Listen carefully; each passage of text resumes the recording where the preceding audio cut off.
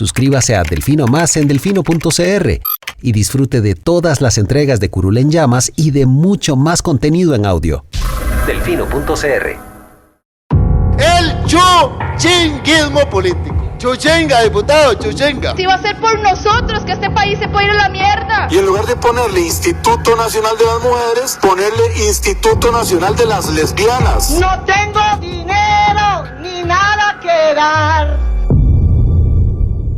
Delfino.cr presenta Curul en Llamas, cubriendo y sufriendo la Asamblea Legislativa, porque alguien tiene que hacerlo.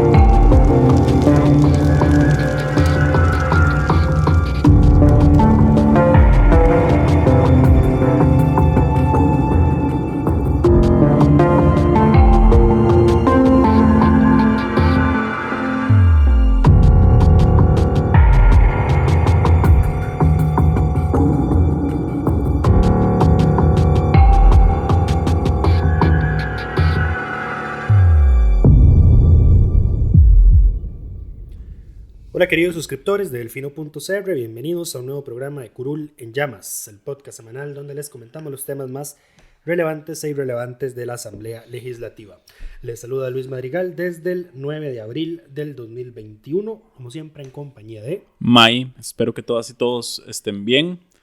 Los temas para esta semana: empleo público. Dominó la agenda legislativa, es el único proyecto que está actualmente convocado. Sin embargo, las sesiones tuvieron diferentes momentos, entre los cuales vamos a comentar el pleito de la fracción del PAC, la discusión en torno a la objeción de conciencia que incluye el proyecto, las inclusiones que se hicieron sobre el derecho al olvido y la licencia remunerada para cuidado familiar, así como la moción 80, que era la 270 y algo de reiteración, de la diputada Yorleni León, que devuelve muchas cosas a la versión original, eliminando modificaciones que se habían hecho en comisión.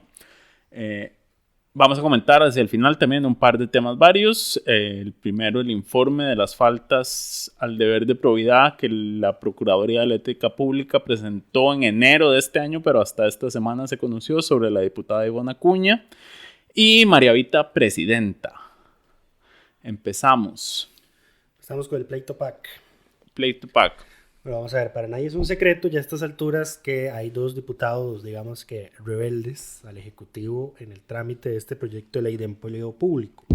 Doña Paula Vega y don Welmer Ramos.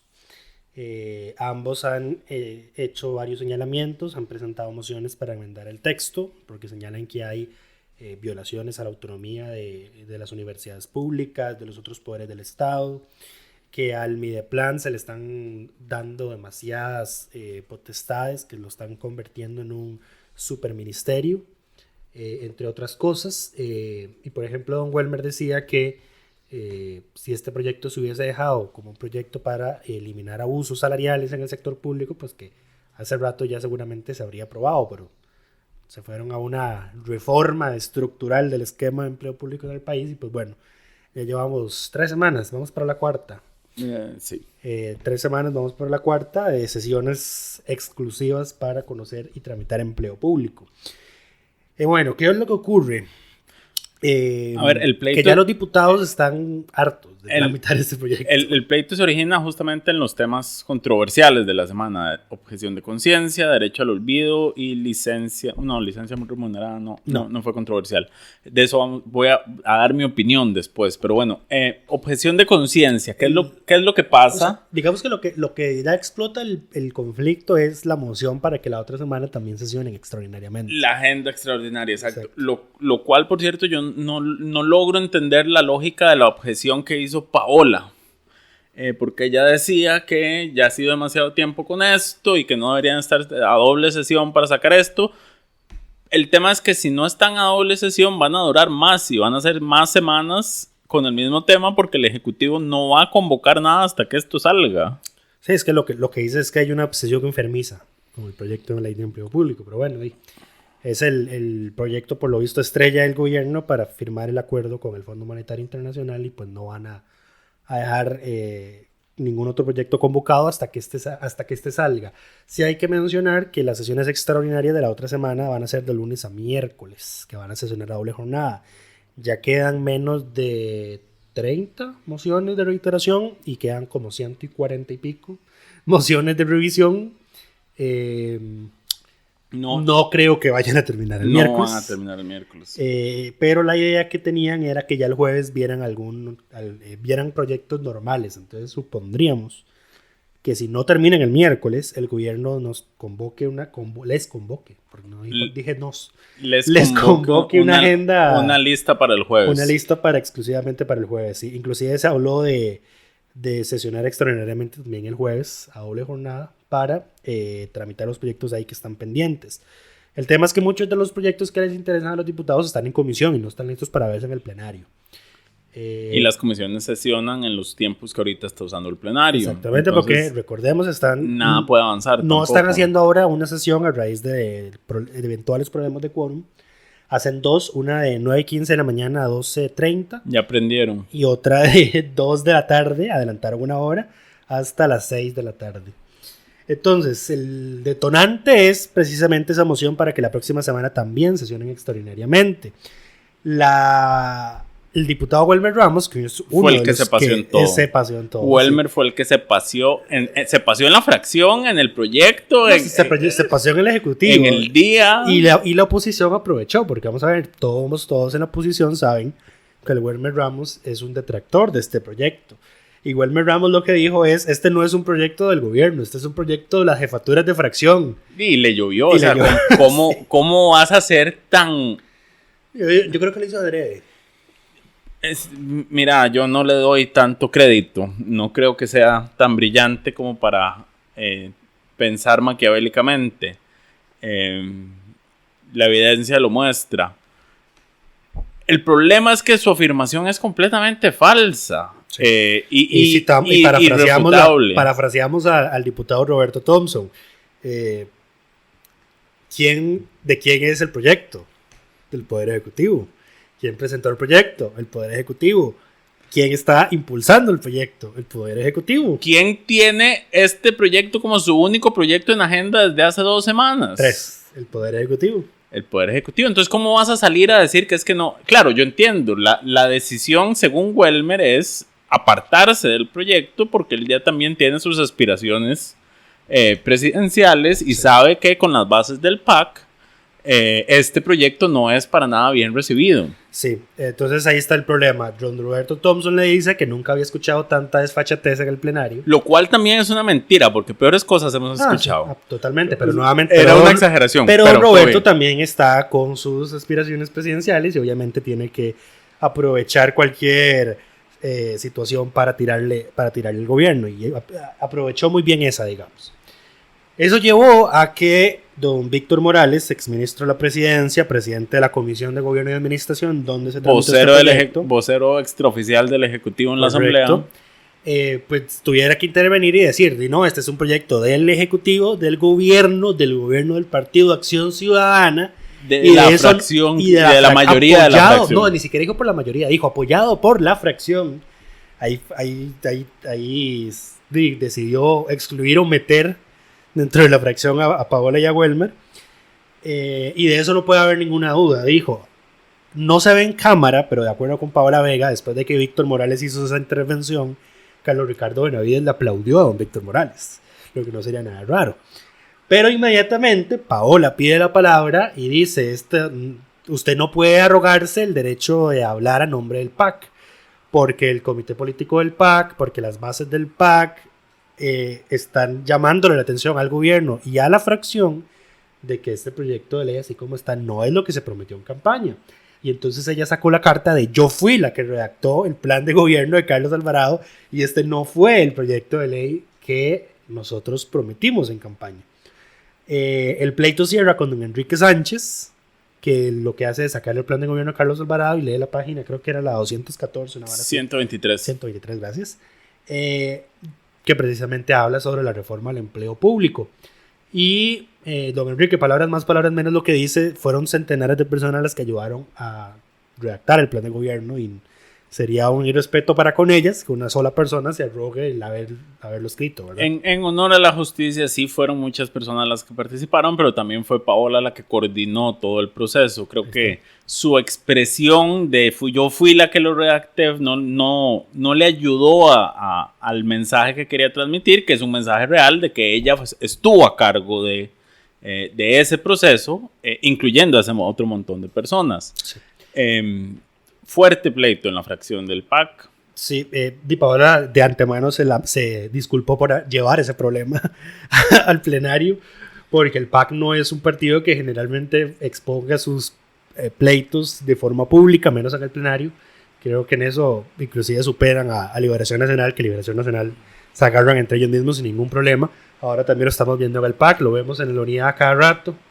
En fin, ya nos sorprende ese tipo de encontronazos, pero bueno, por algo fueron la portada, los 4 diputados del PAC enfrentados, fueron nuestra portada de hoy del reporte. Ahora sí, por el fondo, ¿qué pasó con el proyecto esta semana? Empecemos por lo más sencillo. Objeción de conciencia se mantiene. Se mantiene porque se rechazó entrar a ver la moción de Paola Vega para eliminarlo del todo. Correcto. Y además, el día de hoy, el presidente, Carlos Alvarado, le confirmó al periodista de Repretel, Oscar Ulloa, que objeción de conciencia está ahí para garantizar los votos necesarios al proyecto. De esto se ha hablado, se ha dicho, se ha especulado, mucha gente lo había comentado, nosotros ya lo habíamos dicho por acá, que objeción de conciencia estaba ahí para garantizar específicamente el apoyo de Nueva República. Nadie lo había negado y el presidente lo confirmó. Finalmente alguien lo confirmó, correcto. Lo cual claramente en redes sociales se lo están comiendo vivo. Le va a pasar la factura al PAC porque les están diciendo mercenarios de los derechos humanos, básicamente. El PAC fue muy crítico con doña Laura Chinchilla cuando negoció la presidencia de la Comisión de Derechos Humanos con don Justo Orozco, y veámoslos ahora. En fin. Aceptando la objeción de conciencia. Sí. Todo por empleo público, todo por el préstamo con el Fondo Monetario Internacional, en realidad. Qué fuerte, ¿verdad?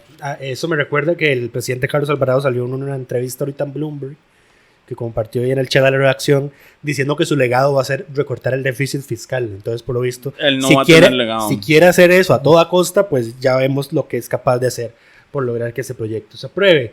El tema es si este proyecto va a pasar el filtro de la Sala Constitucional. Eso es lo que la gente está preguntando. Hay mucha gente que especulando. Hay mucha gente diciendo que no va a pasar por objeción de conciencia. O sea, ¿en qué país han estado viviendo en el que no saben cómo está la conformación de la Sala Constitucional en este momento? No solo eso, hay que recordarle el procedimiento. Si a la Sala se le consulta específicamente por objeción de conciencia y la Sala dice que hay un vicio, un roce de inconstitucionalidad de fondo con ese tema, no es vinculante. Eso no es vinculante y la Asamblea lo puede aprobar sin retrasar ni tener que volver a revisar el proyecto. Solo los vicios de procedimiento son vinculantes para la Asamblea, no los vicios de fondo. Exacto. Usualmente, y hasta el momento, en la mayoría de los casos, esto está documentado por el Estado de la Nación, la Asamblea, cuando la Sala señala vicios de fondo, la Asamblea hace caso. Sí, no necesariamente tiene que hacerlo. La Asamblea tiene una comisión, que es la Comisión de Consultas de Constitucionalidad, que cuando la Sala detecta vicios de forma o de fondo, se encarga de mandarle al plenario un informe recomendando lo que deben hacer. Si no me recuerdo, en esta comisión está Carlos Ricardo Benavides, Solabolio, Laura Guido, etcétera. Pero nuevamente, nada raro esta comisión, sería, si son solo vicios de fondo, esta comisión puede recomendar ignorarlos y que después hay acciones de inconstitucionalidad, ¿sí? Si alguien se siente ofendido. Y la acción de inconstitucionalidad solo se podría presentar cuando ya la objeción de conciencia se haya aplicado, porque para las acciones de inconstitucionalidad se requieren asuntos base, a menos de que sea la defensora de los habitantes, pero si esa señora ni siquiera puede presentar un recurso de amparo, menos una acción de inconstitucionalidad. Ups, lo dije. Pero bueno. En fin, no especulemos sobre que este proyecto se va a caer en la sala. Porque, dudo que se caiga. Porque si no está un tema de fondo, no se cae. Y si no se cayó la ley de huelgas, ni el plan fiscal, yo honestamente dudo también que se vaya a caer. Recordemos que el presidente de la sala en tema de objeción de conciencia fue ¿Matrimonio igualitario? Matrimonio igualitario, pero no recuerdo si fue una acción. ¿Fue una acción? Creo que era un amparo. Puede ser un amparo. En el cual un juez reclamaba que lo obligaran a realizar matrimonios en contra de sus creencias. Y lo que dijo la sala en su momento fue, ustedes, los que ya están contratados, pueden aplicar objeción de conciencia. Todos aquellos que entren nuevos no pueden alegar objeción de conciencia en este tema específico porque cuando entraron ya estaba vigente, entonces no hay excusa, digamos. Correcto. Lo cual es una posición bastante conservadora. Sí, pero hay que ver además que esta objeción de conciencia que se está metiendo en el proyecto no es una objeción de conciencia sobre prestación de servicios. Sobre capacitaciones. Que fue lo que la sala reconoció, es un tema de capacitación. Lo cual lo hace aún más complejo y menos probable que la sala vaya a encontrar algo. Puede encontrar algo. Pero no creo que sea, es que nuevamente si no es de procedimiento no lo va a afectar. Y creo que el presidente está contando con que este proyecto va a requerir la mayoría calificada para ser aprobado. Lo cual yo no creo que yo tampoco lo creo que sea así. Pero depende de la consulta que hagan. Si no preguntan, los requieren. Eso es un hecho. Depende también de la sala. Sí, si no lo consultan, no lo requieren. Aquí de lo que estamos hablando es de la opinión en contra de este proyecto de la Corte Suprema de Justicia. Correcto. Recordemos que por ser un tema que en realidad no sé para qué le preguntaron, podían no haberles preguntado. La Asamblea siempre pregunta. Eso dijo, de hecho, la sala en el tema de la reforma fiscal, que este tema no afectaba a la organización. No solo no afectaba, sino que no tenían por qué preguntarle al Poder Judicial sobre este tema. Pero bueno, se les preguntó, ellos rechazaron, su posición fue que sí violenta la independencia judicial y que están en contra. Y ese es el criterio del presidente de la Corte. Correcto, y entonces se requerirían 38 votos para una aprobación en segundo debate. Correcto. Si en la consulta que se le hace a la sala se le pregunta sobre este tema, la sala entonces definirá si esos 38 votos realmente se requieren o si no se requieren, como pasó justamente con el tema de la reforma fiscal. Sí, a pesar de que la sala explicó con esa sentencia el plan fiscal que era organización y funcionamiento, no quedó del todo claro. Entonces, nuevamente yo no les hubiera preguntado. Es que la Asamblea les pregunta todo, aunque no les afecte, aunque ellos abiertamente sepan que no afecta a la organización. Yo entiendo la lógica. Ya es como un machote, ya es como Corte Suprema de Justicia en un machote ahí de las mociones de consulta. Porque si no le consultan y la sala después dice que sí tenía que consultarse, es un problema de forma. Sí. Y ahí sí se cae todo el proyecto. No, y además también comprendo que se consulte porque al final muchas de las leyes corresponden ser aplicadas al Poder Judicial. Sí. Y para nadie es un secreto que los diputados a veces no saben redactar leyes. Correcto. Y pues necesitan la intervención o la asesoría de la Corte en ese aspecto. Pero fin, bueno, eso es lo que está. Eso fue lo que la moción de objeción de conciencia fueron las que no se aprobaron. Lo que sí se aprobó. No, espérate, porque esa fue, estábamos apenas todavía en la moción de Paola de que era eliminarlo todo. Sí. Luego estaban las mociones de José María Villalta que se conocieron el jueves para reformar el texto sin eliminarlo y era estableciendo algunas excepciones o circunstancias en las que no se podía alegar objeción de conciencia, como por ejemplo cuando se tratara de capacitaciones sobre materia de género.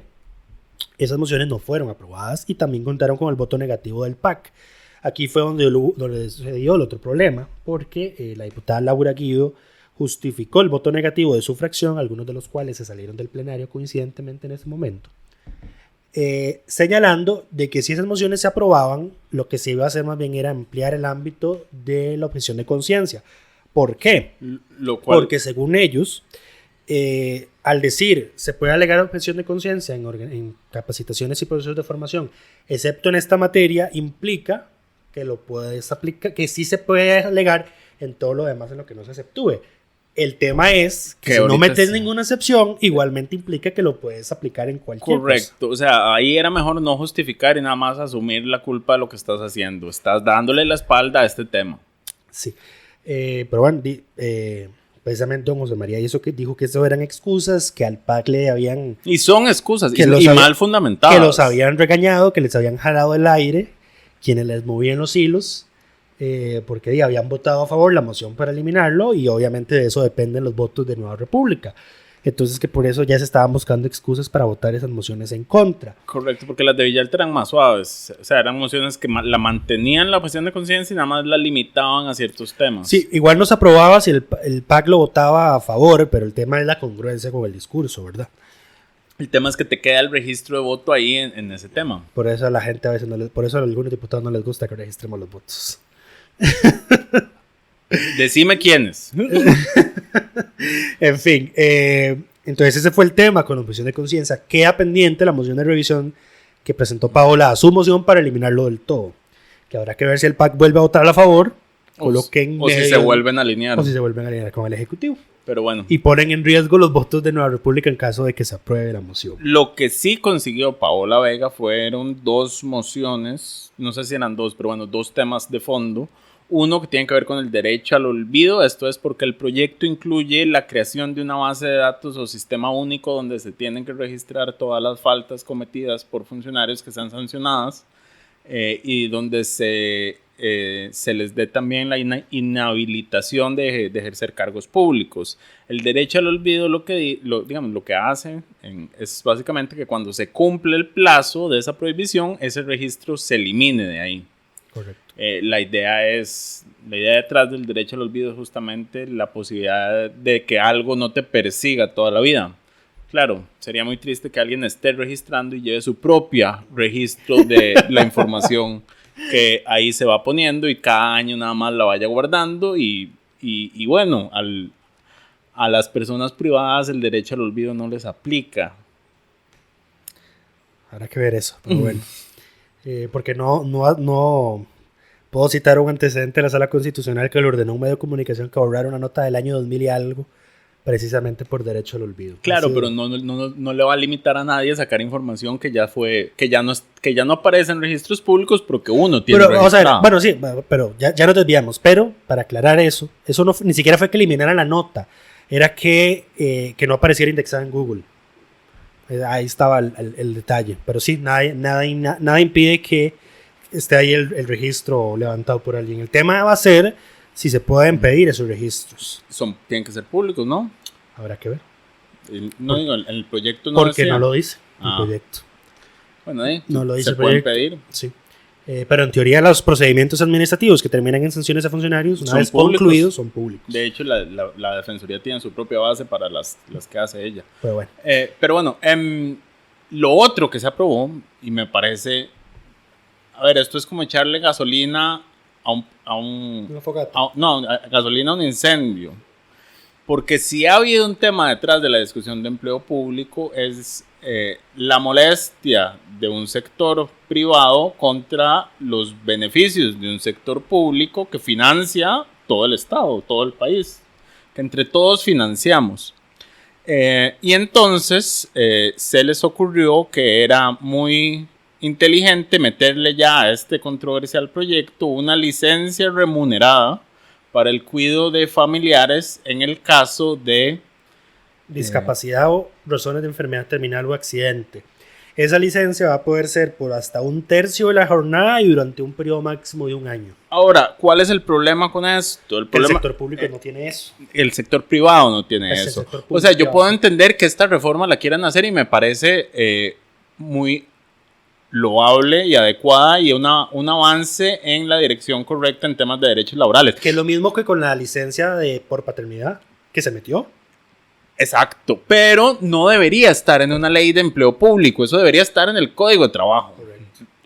Porque si no lo que seguís construyendo es ese resentimiento del sector privado hacia el sector público y con justificada razón en este caso. ¿Y el problema? ¿Cómo es que das un beneficio de este tipo solo para los empleados privados que se pagan entre todos, digamos? Sí. Y el problema además es que no puedes meterlos a los privados en una ley de empleo público. Porque sería inconexo. Por eso yo te digo que esto no tiene que estar aquí, esto debería estar en el Código de Trabajo si es que lo quieren meter. Y quieren que tramitarlo en un proyecto aparte, sí. Lamentablemente así es. Esa moción se aprobó con 27 votos a favor y 22 en contra. Me parece un error estratégico en términos de la polarización social que ya existe alrededor de este tema. Sí. Lo otro que no beneficia tanto al sector trabajador del sector público es que se eliminó que las observaciones de las organizaciones sociales no van a ser tomadas en cuenta cuando se tenga que construir cada año la política de remuneración del sector público que tiene que presentarse al Consejo de Gobierno para que sea aprobada. Estaba incluida las organizaciones de la sociedad civil que iban a poder presentar observaciones en la construcción de esa política, y una moción de doña Yordani León lo eliminó. ¿Y eso por qué les afectaría al sector público? Porque no van a tener voz. Según don José María Villalta, viola la regla o el convenio de la OIT que dice que las negociaciones salariales tienen que ser tripartitas, en este caso bipartitas, entre Estado y trabajador. Porque eliminaste de la lista de los que van a poder dar observaciones a las organizaciones de la sociedad civil. Esos son sindicatos. Efectivamente. Ya, es que si me decís organizaciones de la sociedad civil... Es que el artículo decía organizaciones de la sociedad civil. Si vos me decís organizaciones de la sociedad civil, yo lo que entiendo son ONGs, fundaciones, cooperativas. Que eso además era un problema, precisamente. Doña Yorleni precisamente alegó eso. Ese es un término inadecuado para referirse a sindicatos o a asociaciones solidaristas o lo que sea que esté involucrado. Si lo que querían que tuviera voz ahí eran los sindicatos, tenían que ponerlo expresamente. Y creo que tienen razón Villalta.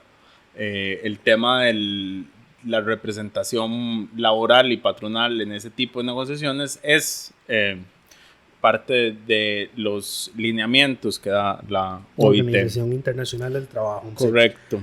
Entonces, estoy seguro que si le consultan a la sala va a salir con uno de esos ases bajo la manga que se sacó en la reforma fiscal, en los que va a decir esto no es inconstitucional siempre y cuando se entienda que los sindicatos sí pueden ser consultados, sí deben ser consultados.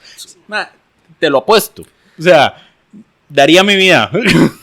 Son las interpretaciones, sí, las interpretaciones de la sala. Pero bueno, la otra moción de doña Yorleni que se aprobó era la famosa moción 80 que había promovido el abogado Rodolfo Hernández. Rubén Hernández. Rodolfo. ¿Quién será Rodolfo Hernández? Que me confundo. Eso no era el doctor precandidato presidencial del republicano. No recuerdo, puede ser. Pero bueno, perdón, mis disculpas. Don Rubén y el Mideplan también. Don Rubén se la dio al Mideplan. Él en una entrevista, en un programa de radio, creo que en Teletica Radio, en Monumental, una de las dos, le dijo a quien lo estaba entrevistando: yo reunido con los asesores de doña Pilar y con doña Pilar, vimos que la moción 80 resuelve todos nuestros problemas. Palabras más, palabras menos. ¿Y cómo resolvía los problemas? Pues eliminaba lo que hicieron en la comisión eliminó de gobierno y administración. Eliminó todas las ocurrencias de la comisión. No le digas ocurrencias, que hubo un proceso intenso de negociación ahí, que ahora se fue a la basura. Ocurrencias. Esa moción palabras más, palabras menos. Esa moción es prácticamente un texto sustitutivo. Sí, para mucha parte del proyecto lo es. Y bueno, ¿qué se eliminó? Ustedes recordarán que se había metido en comisión que en el caso de las municipalidades, el capítulo sobre su régimen salarial que está en el Código Municipal iba a ser respetado por la ley de empleo público, exactamente. Ese señalamiento se eliminó. ¿Qué se eliminó también? Que en las universidades... La famosa moción polémica de las universidades. Sí, que se iban a respetar sus estatutos y reglamentos emitidos por no sé qué carajos órganos internos. Que eran las mociones que don Rubén y La Nación específicamente decían que habían excluido tanto a universidades como municipalidades de la aplicación de la ley de empleo público. Y esto lo mencionamos aquí en un programa porque yo decía, me parece que es una lectura demasiado extremista de la moción por la intención del legislador y todo eso. Pero resulta y acontece que salen las universidades ayer a decir esto es un ataque a la autonomía universitaria, la moción sí era para sacarnos. Al final le dieron la razón a don Rubén y a La Nación.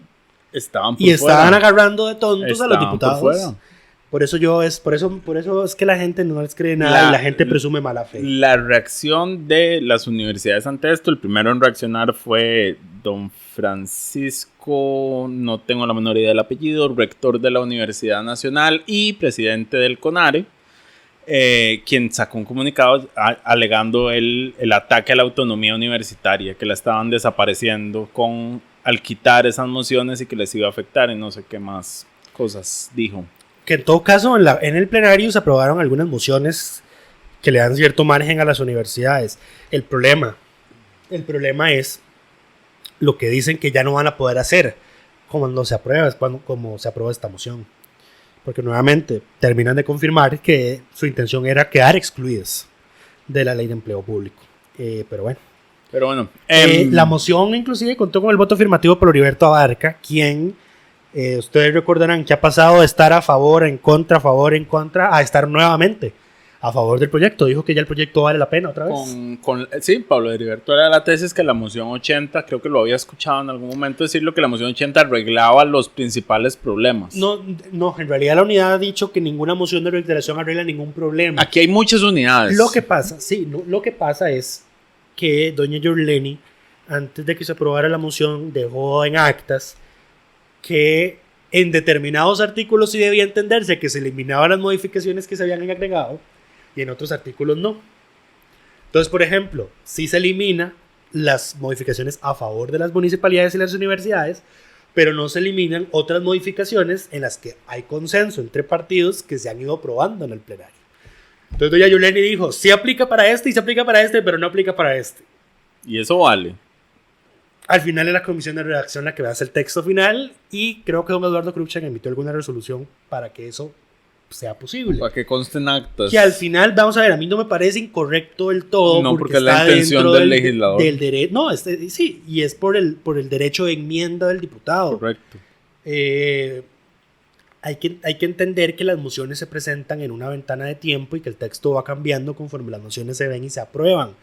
Y que por el mero hecho de que solo una moción arruine el resto de mociones, pues no tiene sentido. Eso afectaría el derecho de enmienda del diputado. Entonces, vamos a ver, yo lo veo mal porque ya deberían los diputados estar aprendidos como José María Villalta, de que José María Villalta estructura sus mociones de forma de que él previene esas situaciones. Sí. Y entonces luego no hay que estar adivinando, ¿aplica o no le aplica? Él lo deja muy claro en su moción. Sí, le pone un numeral tentativo. Inclusive yo creo que lo que él hace, si no me recuerdo, es copiar el artículo preciso. Entonces dice, y en caso de que haya cambiado la numeración, que es este artículo, y entonces se reforma con el número que sea o con el que se haya puesto. Hay otros si se diputados... eliminó, se agrega, si se modificó, se agrega o se elimina. Él cubre todas esas posibilidades. El resto de diputados no hace eso. Sí, nada más poner artículo 8, pero de repente el artículo 8 era otro artículo. Se elimina el inciso H del artículo 8. Vas a ver el artículo 8 y no tiene incisos. Eso pasa. Pero bueno, vamos a aprovechar que estamos hablando de las diferentes... Bueno, lo que iba a decir del PUSC es que hay muchos PUSC, porque está Pablo Heriberto, que llega a las sesiones y vota y se queja de vez en cuando. Bueno, ha llegado más que nuestro querido Pedro Muñoz, que es el sector del PUSC que ha dicho que este proyecto es insalvable, que la rectoría no puede estar en Mideplan, que es una pérdida de tiempo estar ahí, que él se puede dedicar a otras cosas, pero también llegó esta semana a decir que era él quien se opone a este proyecto, quien sostenía el quórum, y le pidió al presidente legislativo que le pide... ¿Cuánta gente votó? 38. Que queden actas que yo estoy aquí en contra y sosteniendo el quórum, a lo cual nuestro estimado diputado de la semana, don José María Villalta, respondió en el video más viral de esta semana, probablemente dándole una lección a don Pedro Muñoz de cuándo es mejor quedarse callado. Y básicamente dijo que le alegraba mucho poder contar con la presencia de Pedro Muñoz en una sesión de plenario, porque eso ya era un gesto que no se ve todos los días y que agradecemos. Exacto, mientras el plenario completo estallaba de risa y Paola en la esquina inferior del video se veía a carcajadas también, y Villalta le mandaba un saludo a don Pedro, quien poco tiempo después se volvió a retirar de la sesión con el rabo entre las patas. Y al día siguiente no llegaba a las votaciones tampoco, estaba ausente. Correcto, pero bueno, por eso y porque, a ver, en medio de esta discusión uno puede... digamos, en términos pragmáticos, decir que la oposición de Villalta no se materializa porque él se opone y no lo logra, pero se sostiene, digamos, y la mantiene y por lo menos es congruente. Entonces, por ese momento gracioso, por ubicar a Pedro Muñoz y por su esfuerzo, por darnos el momento más viral de la semana, su esfuerzo tesonero por impulsar sus ideas, le vamos a dar el reconocimiento de diputado de la semana esta semana. Sí. Pero bueno, pasemos. También mis respetos a la intérprete de Lesco, que no se rió. Que se aguantó la risa. Ella hizo las señas de que se estaban riendo, pero ella se mantuvo en calma. Eso fue un ejercicio buenísimo de autocontrol. Pero bueno, los dos temas varios que íbamos a comentar. El primero, ustedes recordarán que a Jonathan Prendas recientemente la Procuraduría de la Ética Pública lo señaló en un informe diciendo que había faltado al deber de probidad en un viaje del 2019. Ahora se conoció que antes de haber entregado ese informe, la Procuraduría también había entregado uno sobre la diputada Ivonne Acuña por su accionar en el directorio legislativo en el 2018, finales del 2018, cuando se dio la separación entre Restauración Nacional y el bloque fabricista independista. ¿Qué fue lo que pasó? Que al momento de separarse, los 7 diputados, me parece que eran en ese momento, incluida doña Ivonne, hicieron una serie de peticiones al directorio legislativo que incluían que se mantuviera su cantidad de asesores, que se mantuviera la cantidad de funcionarios administrativos que se les había asignado y otra serie de decisiones que el directorio tenía que decidir. En el directorio vota la presidencia, la primera y la segunda secretaría. En ese momento doña Ivonne era justamente la segunda secretaria del Congreso y votó a favor en todas las decisiones que la involucraban a ella directamente. Entonces el informe de la Procuraduría lo que señala es, bueno, que hubo una clara falta al deber de abstención. Recordó que los diputados son funcionarios públicos y como tales están obligados a cumplir con lo que establece la Ley General de Administración Pública. Conflicto de interés puro y duro. Exacto. Que bueno, que no están exentos, que las acciones y las decisiones que toma un órgano colegiado como el directorio legislativo no están exentos de tener que aplicar los principios de abstención, o sea, de no participar de aquellas decisiones que te afectan directamente, te benefician directamente y bueno, y nos recordó lo que ya sabemos, que lamentablemente la Asamblea no ha aprobado la ley especial o la ley específica para remover las credenciales o sancionar a diputadas y diputados cuando cometan faltas al deber de probidad. Sí. Doña Ivonne no ha hecho referencia alguna a este informe, naturalmente, ya es clásico de los diputados que no reaccionen a los informes de la Procuraduría. Y que evidencien su doble discurso. Precisamente esta semana doña Ivonne fue una de las que atacó bastante duro el gobierno de Otón Solís por el tema del informe de las campañas presidenciales del PAC, que también se presentó esta semana, que recomendaba a Otón Solís que sea destituido del BESI por no tener los atestados de probidad y ética para tener ese puesto. Ay, qué lindo cuando uno tira piedras y tiene techo de vidrio. Claramente, aquí, a ver, vamos a ver qué pasó aquí. Este informe lo tenían los diputados hace meses. Desde enero. No se había hecho público. Doña Ivonne tiró la piedra sobre el tema de la ética contra don Otón y alguien de alguna fracción que se sintió ofendida dijo, sí, ética pública, usted ética pública, mira, toma este informe, revisa lo que dice. Y se hizo público el informe. Eso fue lo que pasó. A Ivonne creo que se la comió la arrogancia de haberse olvidado de ese informe. Porque si uno tiene un informe así que no se ha filtrado, uno nada más se calla y no habla de la ética pública. Si tuviera un poco de esencia, impulsa una ley para perder las credenciales. Si tiene esencia, renuncia. Si tiene esencia, renuncia. Si tiene un poquito de esencia, impulsa un proyecto de ley. A lo que iba es, bueno, claramente estos dos eventos con don Jonathan y doña Ivonne lo que reflejan es por qué los diputados no han aprobado todavía un proyecto para que pierdan las credenciales por faltas al deber de probidad, y es porque ya tendríamos dos afuera, sí. Por lo menos. Creo que Walmer también.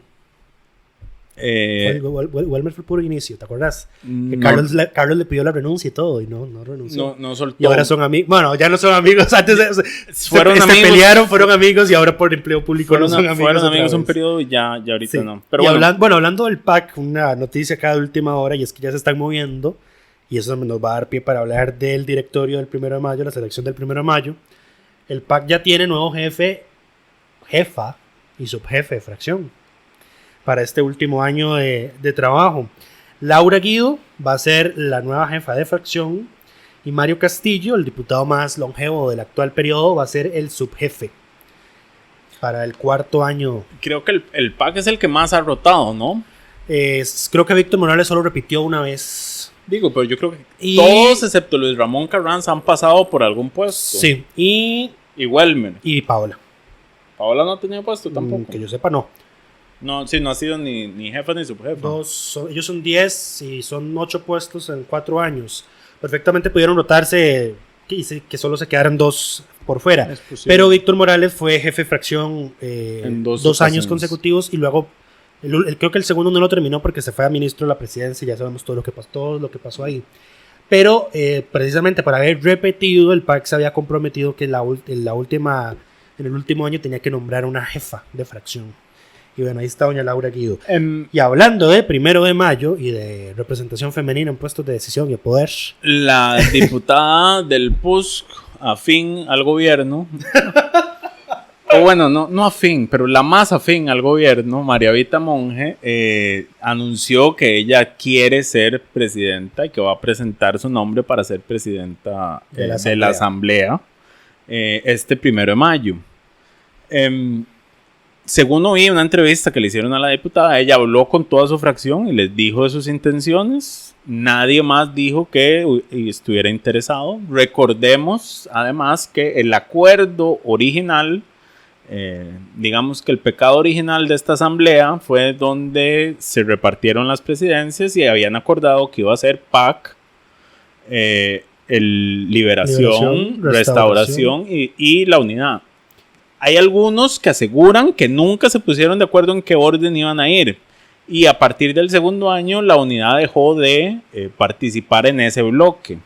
Pero ese fue el acuerdo original. Que se iban a repartir los 4, cada uno, un año a la presidencia. Y que al PAC le tocaba la primera. Sí, el problema es ese, que como el PUSC está tan dividido y abandonó el acuerdo al segundo año, pues la que es más probable que quede en este momento es de Liberación.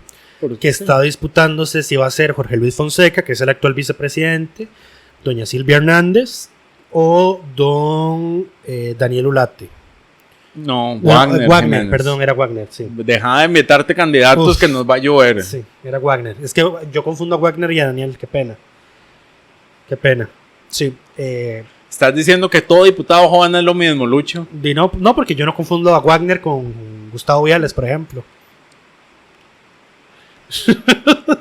Voy a omitir mis comentarios. Continuemos. No, eso era lo del tema del 1 de mayo. Sí, son los nombres que se manejan hasta ahora. María Vita también en esa entrevista con Aarón Sequeira dijo que don Rodolfo Peña estaba interesado en algún puesto del directorio y que si ella no quedaba lo iba a apoyar también.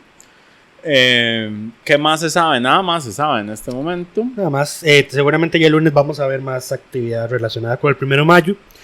Ya va siendo momento de que los partidos precisamente anuncien quiénes van a ser sus nuevos jefes y subjefes. Están esperando que pase empleo público, igual que todo el país. Igual que toda la agenda, no todo el país, no exageremos. La asamblea no es todo el país. Representa todo el país, aunque no nos guste. Está esperando que la agenda legislativa está esperando que pase empleo público para seguir con lo que le corresponde. Y para cerrar con una buena noticia, a menos de que quieras decir algo antes de terminar. Sí, iba a decir algo, sí.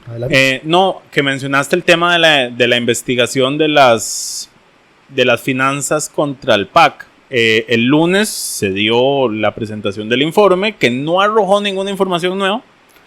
Y a mí hay algo que me llama muchísimo la atención, porque yo estaba viendo la comparecencia, entonces ellos decían que en el 2010 es el momento en que los condenan, pero que estos actos se venían dando desde el 2006, el 2002, entonces que el tribunal había sido muy permisivo con el PAC por no haberlos juzgado antes por este tema. Y yo lo que decía es que esta gente no recuerda que justamente en el 2009 se dio la reforma electoral que trasladó las funciones de supervisión sobre la deuda pública de la Contraloría al Tribunal Supremo de Elecciones y justamente tipificó una serie de cosas que fue lo que permitió que en el 2010 se empezaran a sancionar estos actos. ¿Pero a qué viene eso? Porque todos hablan que fueron demasiado, el tribunal era demasiado permisivo, en el 2006 y en el 2002 y yo. Eso era la Contraloría. El tribunal no era el que lo supervisaba en ese momento. Y yo lo que no entiendo es cómo no los corrigen ahí. No les dicen, pues que ustedes no se acuerdan que el Código Electoral se reformó en 2009. Y por eso todos los casos de corrupción en campañas políticas se dan del 2010 para adelante. Yo sí recuerdo que quien haya ido del Tribunal Supremo de Elecciones a las audiencias de esa comisión sí hizo esa advertencia. Pero lo ignoran todos abiertamente. Es que obviamente, así son los informes de comisiones investigadoras. Ahora, seleccionás los temas que te sirven y los que no los ignorás. Lo otro que iba es que esta mañana estaba escuchando al diputado Gustavo Viales, que dijo que es parte de la comisión, y dijo que no le entendí si lo iba a meter en el informe como una recomendación. O ya lo presentó como proyecto de ley. O si lo iba a presentar como un proyecto de ley para que los partidos condenados no puedan hacer uso de la deuda política hasta que paguen sus deudas primero, lo cual no pueden pagar con deuda política. Además. Y en realidad al inicio lo que habían anunciado es que los partidos con condenas por estafa al Estado y que no hayan pagado no puedan acceder al financiamiento. Pero ya lo flexibilizaron en el proyecto y ahora es que ese monto se va a embargar. Sí, no es que no les pueden negar el acceso. Porque es un acceso constitucional. Lo que sí pueden hacer es ponerles condiciones, pero habría que ver qué dice el tribunal. A estas alturas, digamos, me parecería una movida desesperada, porque lo que tratan es de que el PAC no tenga plata para la campaña. Y viene el juicio contra Liberación por estafa. Algún día. No, ya viene, ya ahorita va a ser la audiencia preliminar. Nuevamente, cuidado con tirar piedras en techo de vidrio. Ahora, lo otro, lo iba a mencionar. Lo otro que yo quería decir, que tampoco, y es que a mí lo que me molesta es que ni siquiera los diputados del PAC lo dicen ahí, no lo aclaran. Entonces es porque Pedro Muñoz se crea toda una trama de que entonces la campaña del 2010, del 2014 de Luis Guillermo se financió con la plata que le estafaron al Estado. Lo cual no es cierto, porque el tribunal identificó ¿cómo se llama? El mecanismo que estaba usando el PAC al momento de hacer la liquidación y nunca liquidó esa plata. Esa plata nunca entró al partido, nunca entró al PAC. Vamos a ver, al PAC lo condenan más que por una estafa, es por un intento de estafa. No, primero... El monto al que le condenan a pagar es el monto que hubiera estafado. Pretendían estafar. Correcto. Y no condenan al PAC porque no se pueden condenar personas jurídicas. Condenan a los funcionarios y solidariamente el PAC asume la deuda de lo que se hubiera estafado. Pero entonces yo no entiendo cómo el que está ahí sentado del PAC no dice estas cosas. Y no los ubica, digamos. Y yo no sé para qué están. Tal vez es una condición para dar votos para empleo público, que no me refutes el informe. Y hay algo que también quiero dejar claro. Claramente es completamente un descaro que el PAC no haya pagado esta deuda pasado tanto tiempo. Absolutamente. Es un descaro y debe pagarla y debería pagarla. Y yo sí creo que debería existir una prohibición a partidos con deudas de participar en política, pero la Constitución no lo permite. No estoy con esto defendiendo... Perdemos al PAC y también al movimiento libertario. Puta, es que... No sé si ganamos. No los estoy defendiendo porque esto es indefendible. Lo que estoy diciendo es nada más aclarando las cosas para que la gente hable con hechos reales y no con las teorías de la conspiración que salen de esa comisión. La Asamblea Legislativa fabricando fake news, como siempre. En fin. Pero bueno. Para cerrar con una buena noticia, ya con esto nos despedimos. Ahora sí. La empresa Microsoft, que es la que le provee las licencias de Teams y Office y toda esa carajada al Congreso, le desarrolló a la Asamblea Legislativa una herramienta para que puedan hacer votaciones virtuales en sesiones virtuales de plenario. Y dado que ya estamos entrando a la tercera ola pandémica, donde seguramente mañana vamos a tener 1000 casos nuevos de COVID-19, es muy probable que vuelvan las restricciones. Que sigan apareciendo casos en la asamblea y que como ya no va a haber excusa para no poder hacer sesiones virtuales, pues entonces ya vamos a ver sesiones por Teams, con votaciones por Teams y ya veremos cómo evoluciona eso. Esperemos que así sea. Tuvo que llegar Bill Gates a resolverles todo. Gracias al señor por Bill Gates, a pesar de que lo culpan del COVID. Pero bueno. En fin, gracias por acompañarnos esta semana, después de ese receso de Semana Santa. Esperamos que todas y todos estén bien y nos escuchamos la próxima semana.